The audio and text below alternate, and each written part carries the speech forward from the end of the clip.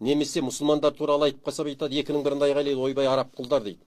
Ойбай түріктер туралы айтып қалса, түріктер жаңағы қаржы қосып жатыр екен, бір жерде орын ашып жатыр екен, түрік құлдар пайда болды, мына түріктер біздің жерімізге не істемекші дейді.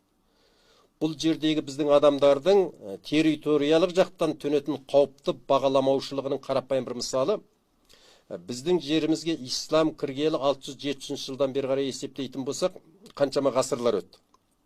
Бірақ ешқандай араб құлдыққа бейімделген жоқ. Себебі араб түбегіндегі арабтар келіп біздің жерді жаулап ала алмайды.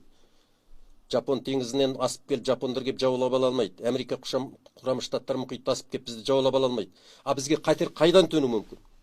Іргедегі жау. Оны қазақ айтып тастаған, ойда орыс аман болсын, қырда Қытай аман болсын, ойда орыстан сақтан, қырда Қытайдан сақтан деп. Ежелден айтып тастады. Ол сығыр көзді көршілерің деп тұрып, жыраулар жырының өзінде айтады. А олардан сақтануды барынша айтты. Оларға барма, келме, үйренбе деген жоқ. Сақтан деді. Анау жібек жолы деген сауда жолы қылым заманнан бері бар, түркі заманынан бері бар, қазақ тайпалары заманынан бері бар, одан бері қазақ хандықтары заманынан бері бар. Абылай заманының өзінде болды. Тек қана Абылайдың сол кездегі сыртқы саясатын айтатын болсақ, Қытай деректерінде қазіргі жазылған. Орыс деректерінде айтылады, Абылай деген өте қу адам дейді, оған сенбеңдер.